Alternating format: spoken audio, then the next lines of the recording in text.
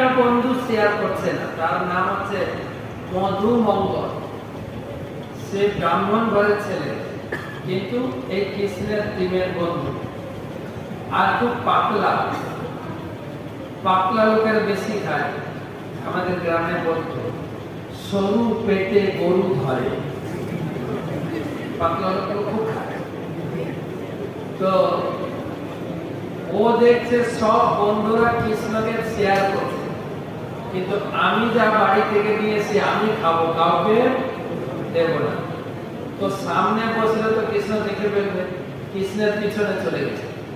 বাড়ি থেকে নিয়েছিল ফোন, তো লস্যি পটিতে নিয়েছিল, গপ গপ করে মুখে ফেলেছে, মুখটা ভর্তি হয়ে গেছে। দেখবে মুখটা পুরো ভরে গেলে গিলতে পারবে না, গিলতে গেলে কুচ করে একটু বেরিয়ে যাবে। তো গিলছে না, যদি একটু বেরিয়ে যায়, তো এত মুখটা ভর্তি হয়ে গেছে, মুখটা ফুলে গেছে। সবাই সবাই সবাই বসে আছে, এখন না পারছে গিলতে, না পারছে ফেলতে, পিছনে সবাই আরে হাসছো কেন? আমি যেরকম করছি সেরকম করো, এরকম বসে থাকে সবাই। সবাই সবাই বসে আছে। কি বলে, কি নাম? মধুমঙ্গল। মুখ বলে কৃষ্ণ খুঁজছেন, সবাই আমাকে খাওয়ালো, মধুমঙ্গল তো খাওয়ালো না, ও গেল কোথায়? কৃষ্ণ জানেন কিনা কোথায় আছেন? কোথায় আছেন?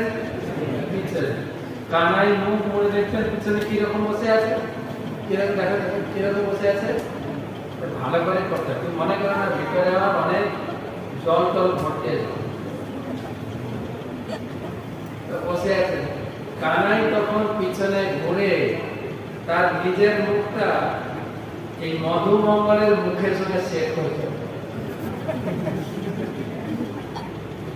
এরকম বসে আছে না, একটু আঙুল দিয়ে চাপ দেয়,